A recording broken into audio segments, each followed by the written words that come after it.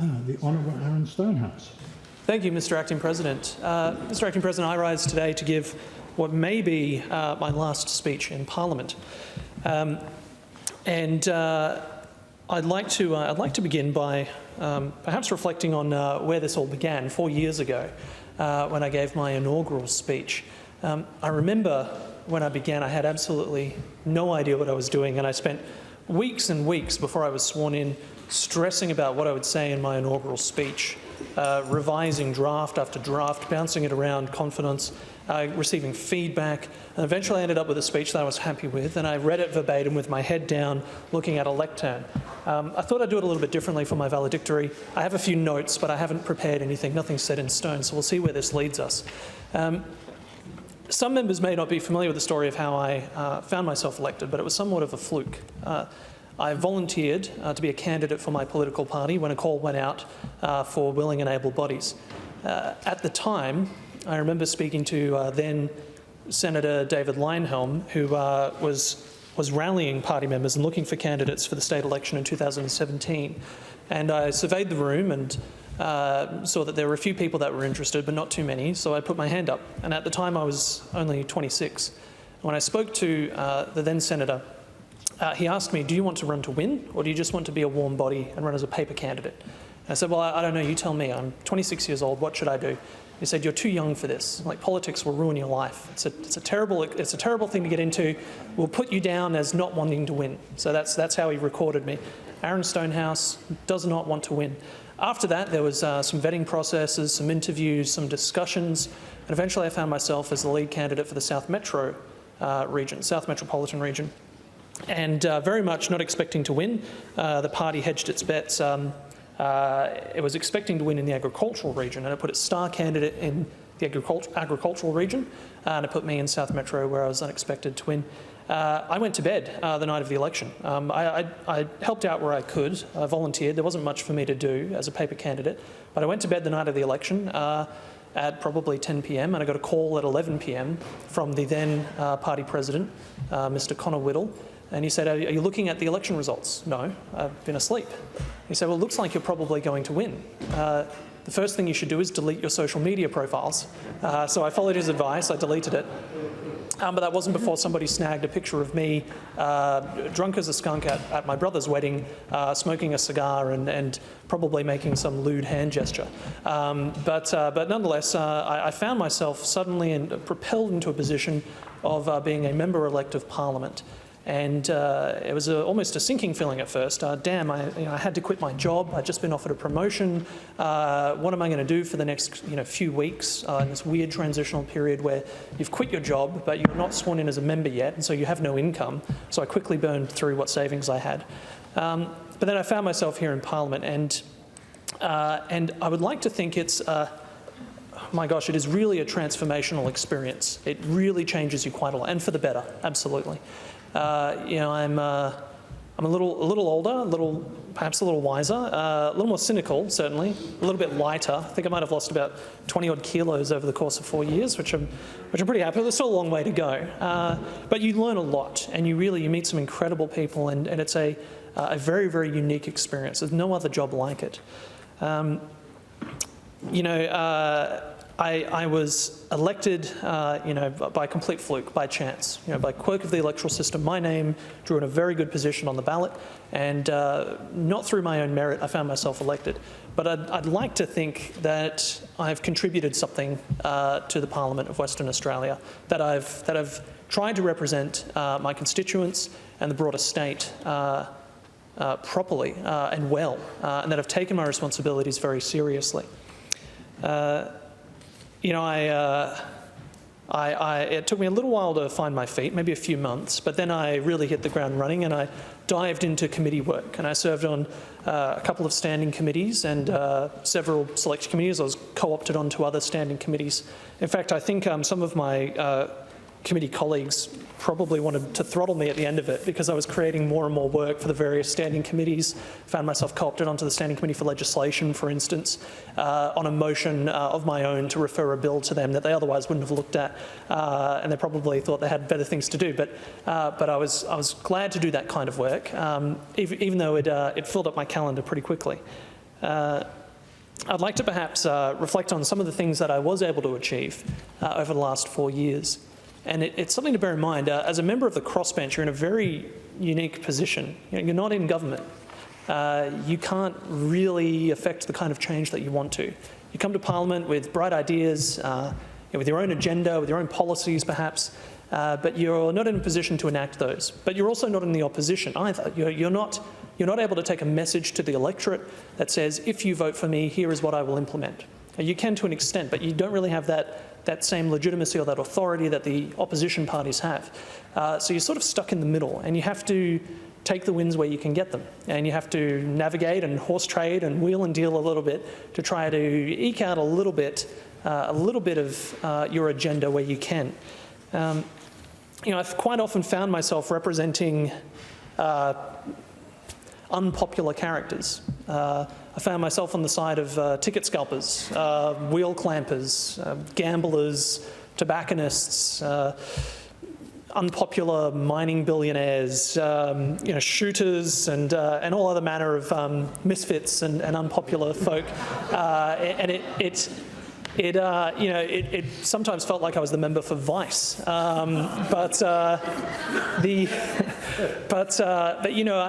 glad that I got a chance to represent those people because I firmly believe that everybody, even those that are unpopular, do deserve political representation. They deserve to have their voices heard. They deserve to get a fair go. They deserve justice.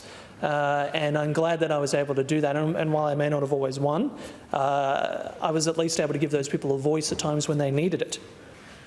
I was able to, not alone, but through some pretty rigorous lobbying, I was able to get the Attorney General to agree to a desktop review of the criminal property confiscation regime that we have here in Western Australia. And that's probably one of the things that I'm most proud of. Members may have heard me talk about it before, but we have a criminal property confiscation scheme in this state where people convicted of certain crimes can have their property confiscated. Not necessarily for proceeds of crime, we have that too, but merely property that they already own that was legitimately bought can be confiscated if they commit certain types of crimes.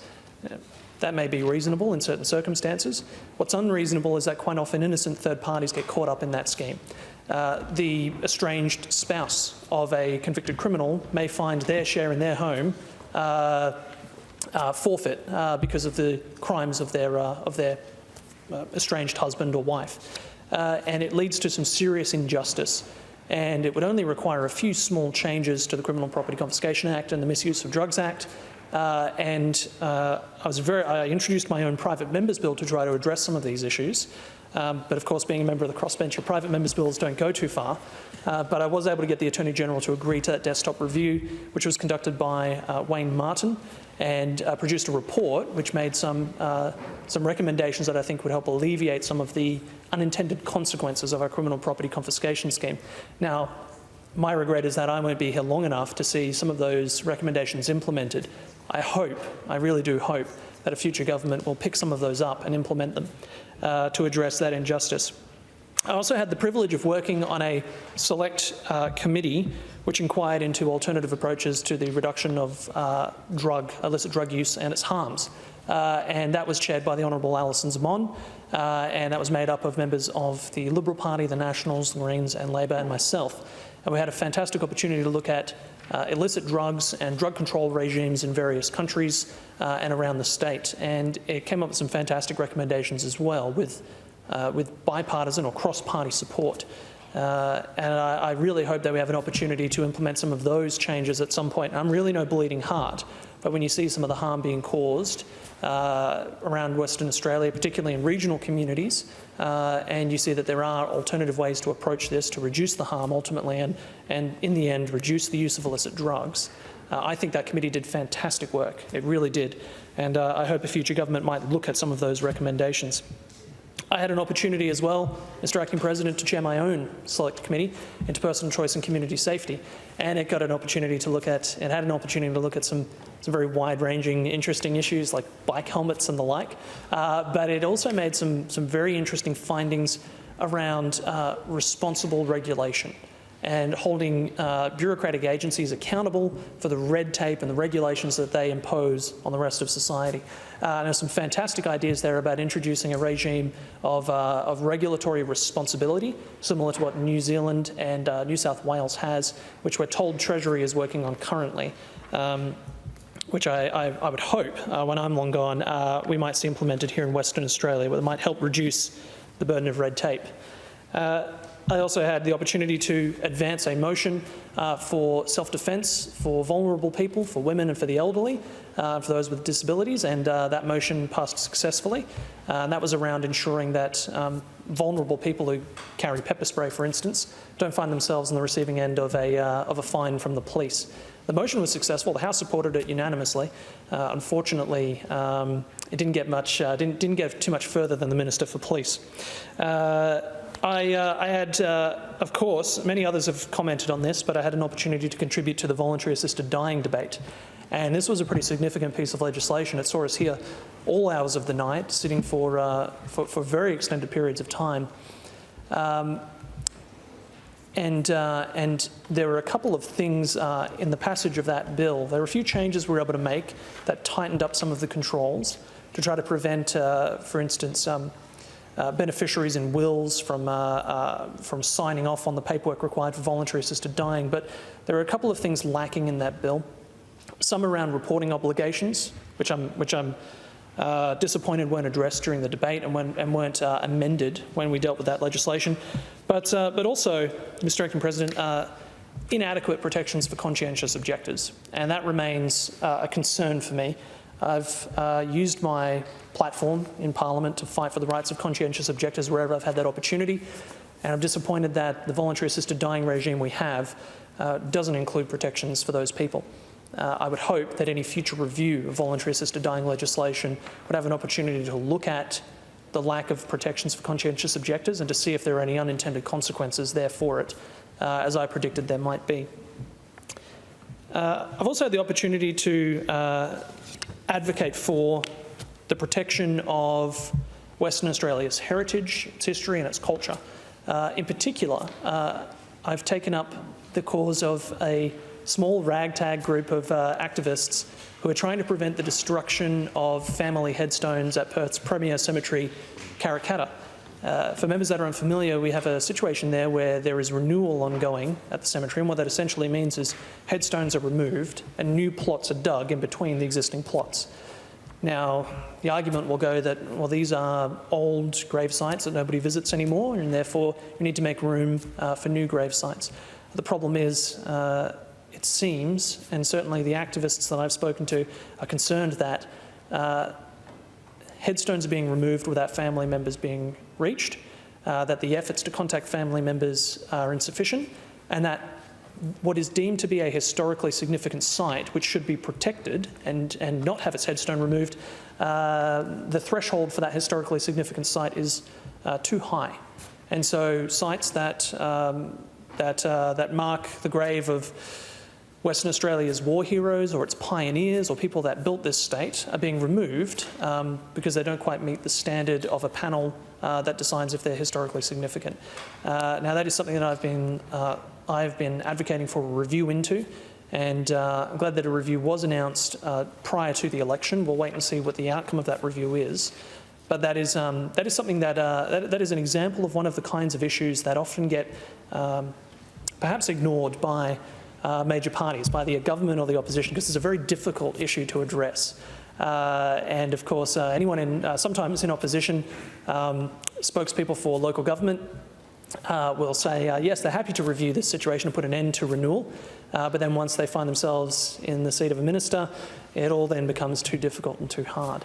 And so we have a current situation where the former Minister for Local Government, David Templeman, said he would review it, then when he was the minister said he wouldn't, then did announce a review. Now we have a new minister. So it'll be interesting to see where that goes, but it's something I'll be watching keenly from outside of Parliament. Ultimately, Mr. Acting President, I wish I had more time. There were so many issues, so many constituents who deserve to have their concerns heard. that I simply don't have the time for, that I didn't have the time in Parliament to advance, or that I learned about perhaps too late in the game to be able to formulate some policy or some strategy to help them genuinely. I think, for instance, of those people who have been affected by criminal property confiscation, who have been innocent parties, who have lost their house or will lose their house because the DPP, the Director of Public Prosecutions, has gone after their property for the crimes of their estranged spouse. Those are people that I can't help anymore, who, even if I was still in Parliament, probably would still lose their houses due to the independence, of course, of the DPP, but who desperately need some help and desperately need a Parliament to listen to their concerns and pass legislation to address that injustice. There are a lot of people out there like that who need help, who often slip through the gaps. Maybe they're not as popular, or maybe they're not as numerous for major parties to pay attention to, but they still need representation. And so my regret is that I won't have enough time and I won't have the opportunity to help those people from Parliament anymore. Mr. Acting President, I'd like to move on to giving some recognition and some thanks for to various people who've helped me along the way. But first I'd like to thank the President of the Legislative Council, the Honourable Kate Doust, for her exemplary work in defending and preserving the institution of Parliament, or of the Legislative Council more specifically.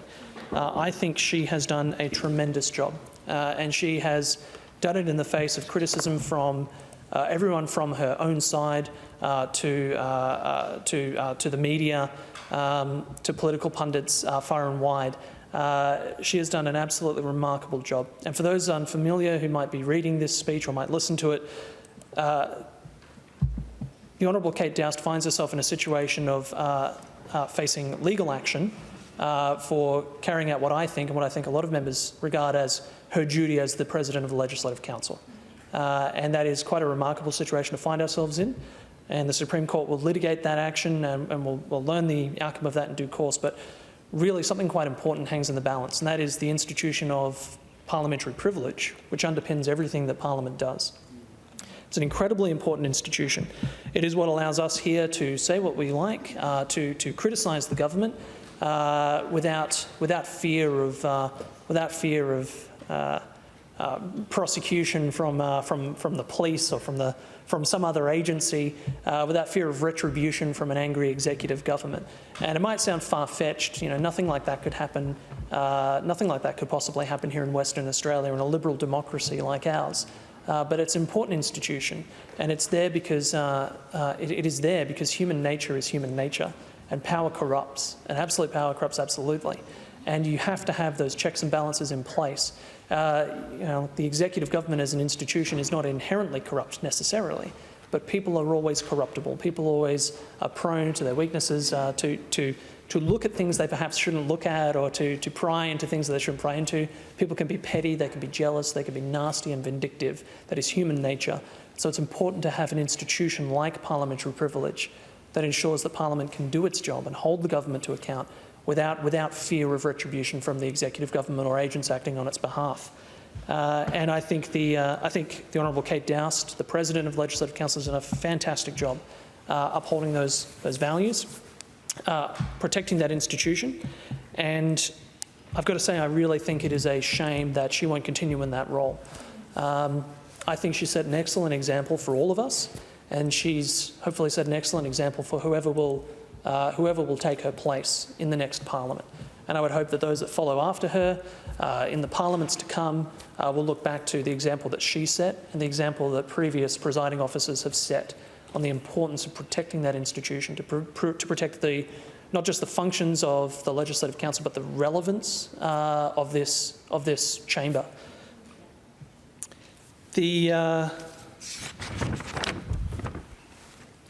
I'd also like to, while we're on this topic of accountability and protecting institutions, I might touch briefly on the question of electoral reform. It's something that I've spoken about previously when the topic has come up during debate for private members' bills or on other occasions. There is an argument around the suitability of group voting tickets. Now, I won't talk about that today. I've spoken about that before. perhaps more contentious right now is the question about one vote, one value, and the malapportionment of votes to the country regions. There's an argument that country representation should be lowered to bring it more in line with the representation of, or to increase the representation of the metropolitan regions. It's unfair that a handful of people in the country should be represented by the same number of MPs than many, many hundreds of thousands of people in a metropolitan district. Or so it goes. I think there's a real danger in accepting those assumptions on their face. The Attorney General, in his role as government's spokesperson for electoral matters, has made this very emotive argument that it's unfair. It's unfair that country people should be overrepresented and metro people should be underrepresented. We've got to keep in mind that a system like that is put in place for a very specific reason. It's to ensure that you do not have a centralised control of the entire state, merely in those highly populated areas. It's to ensure that you don't have a tyranny of the majority. If we did away with the current regions of the upper house and we had perhaps an open ticket, or if we had merely a handful of country members elected to each country region with more members elected to the metro regions, country regions would be perhaps more fairly represented in terms of their total population, but they would have very little say in the affairs of the state. And the situation you would find yourself in is the Perth would dictate to the rest of the state. There would be very little reason to campaign in country regions. There'd be very little reason to ensure that country regions get what they need, that vital infrastructure is built out there, that the constituents out there are looked after. All you would merely need to do is campaign in metro regions, pick up enough seats in metro, and you could control the rest of the state. You'd also control the House of Review, denying people in country regions really a fair say in what happens. Now, the argument goes, the Attorney General would make it and others would make it, and the terms of reference for the expert ministerial review panel are that representation should be equal, and that we should be moving to that, moving towards that, something that reflects more like a direct democracy. I don't think that's necessarily a good thing. A direct democracy is not necessarily a good thing. There are different forms of democracy: representative democracy, trustee, delegate models. Direct democracy is one of them. We live in a representative democracy where geographical regions vote for a member to represent their interests for 4 years. We don't have a direct democracy in this state. The Constitution doesn't lay out a direct democracy. There's not really anything that informs the value of a direct democracy over any other model. The current system that we have, with its malapportionment of votes, at least ensures that country regions are represented, that they can't be dictated to by the city, and it also ensures that more voices are represented. If we're going to go down the route of direct democracy, and a handful of people shouldn't be able to elect one MP, that really flies in the face of ideals of diversity in Parliament. There's quite often the same people will argue we need diversity in Parliament. We need people from different ethnic groups, people from different genders, people from different religions represented in Parliament. If that were the case, any group, any demographic that was less than 3% of the population would not be represented in Parliament. You would likely never have someone who was born in India represented in Parliament if that were the case. You may have one Aboriginal representative at 3%. There is about 3% of the population of Western Australia is Aboriginal, but you wouldn't have any group that is smaller than that demographic represented in Parliament. And I think that would be a shame if we were moving towards some kind of model of direct democracy where the number of a population makes up their parliamentary representation automatically, rather than perhaps the merit of their ideas or their values, whether they're a good person, whether they are intelligent, whether they are caring for their constituents. So I'd really be cautious of any electoral reform that's proposed. Members of the new parliament, members who are continuing into the next parliament, will really find themselves in a interesting position where they'll have to balance their duty to their political party, their duty to their constituents in their electorate, but also their duty to the wider state. You can't simply toe the party line. And you can't simply do what is only good for your constituents within your electorate. You do have to sometimes think about the bigger picture. So members continuing into the next parliament and members-elect will find themselves in that situation, and I hope when they approach questions of electoral reform or any further attacks on the institution of parliament or parliamentary privilege, they'll be thinking about the bigger picture, not just their party, not just their constituents in their electorate, but what is good for the state as a whole. Now, finally, Mr. Acting President, I'll get back to those people I would like to thank. And in no particular order, I would like to thank the Honourable Peter Collier, who I've had the absolute privilege of working alongside these last 4 years in his capacity as leader of the opposition, who has often worked pretty closely with us on the crossbench, who can be an unruly bunch at times, but we've worked collegiately and we've worked really, really well together. I'd also like to thank my colleagues on the crossbench, who, yes, I've worked with very closely. We're not a party, we don't caucus, but you know, when you're not in a party, when you're on your own as a single MP, it can certainly get lonely. So it's nice to have friends along the way who, you know, despite your political differences at times, you can work with and have a chat with. I'd also like to thank the Honourable Simon O'Brien, who's away on urgent parliamentary business. But the reason I'd like to thank the Honourable Simon O'Brien is when I first started, and I had no idea what I was doing, the Honourable Simon O'Brien reached out to me, and he was the only MP to do it at the time. He reached out to me and invited me for lunch at Parliament House. And it was an act of kindness that has stayed with me this whole time. He's a very nice man, and he took the time to make sure that that I had some encouragement and that I had a friendly face in Parliament to show me around and to help me find my way when I began. So for that, I am thankful. I'd also like to thank the clerk, the Deputy Clerk of the Legislative Council, and all the staff of the Legislative Council. I'd also like to thank the committee staff who put up with me and my select committees and my inquiries and all the extra work I created for them. They really did a fantastic job. I'd also like to thank all the staff of Parliament House and the Parliamentary Services team. In particular, I'd like to thank Deb. Deb is really, I mean, she's an institution in and of herself. She is fantastic. She prepares every day for us a lovely afternoon tea. And I mentioned the Honourable Peter Collier earlier. Every single day at afternoon tea, Peter Collier has a ritual. The Honourable Peter Collier has a ritual. He goes to Deb, he gets a cup of coffee, and when he's had it, he goes back to her and gives her back his cup, and he says, "Deb, that is the best cup of coffee I've ever had." And he says it every single day. And I think he genuinely means it. He's that kind of guy. I think he genuinely means it. I'd also like to thank, Mr. Acting President, my staff, my electorate staff, who've done a fantastic job. Everything I've done over the last 4 years has been achieved through their hard work. And the life of an electorate staffer is, it's probably a thankless job at times. You work behind the scenes, you're unknown, nobody knows who you are, nobody sees you, but you're busy writing press releases, organising things, making your Member of Parliament look good.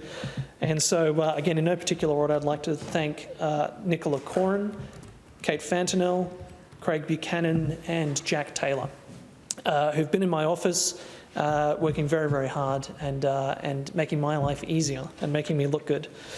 I'd also like to thank those that have volunteered for me, especially during the election campaign. We put together a fantastic team, and we worked really, really hard. And there are too many people for me to be able to mention tonight, but I'd like to acknowledge, at the very least, Matthew Thompson, who stepped up to a leadership position within my party and has helped me along the way, and who, with a lot of the work we did over the last few months would not have been possible without the hard work and the leadership of Matthew Thompson. So thank you, Matthew. And I'd also like to thank someone without whom I could not do any of what I do. Probably the most important person in my life, which is my girlfriend Emma, who is now actually my fiancée Emma, as of last night. So yeah, so she does a fantastic job of supporting me and encouraging me, and I'm not a particularly outgoing or social person, but she does a good job of dragging me out of my shell and encourages me to be a better person every day. Mr. Acting President, throughout my time in Parliament, I'd like to think I've really grown. I've changed my outlook on a lot of things. I have thoroughly enjoyed the experience. It is a once-in-a-lifetime opportunity. I'm sad to not be here for another 4 years, but so it is. I'll go on to the next chapter. And you know, if I was ever lucky enough to be here again, I certainly wouldn't waste any time picking up those issues that I've left off, that I wasn't able to finish. But I'm truly, truly thankful for the opportunity to have served the people of Western Australia for the last 4 years. Thank you.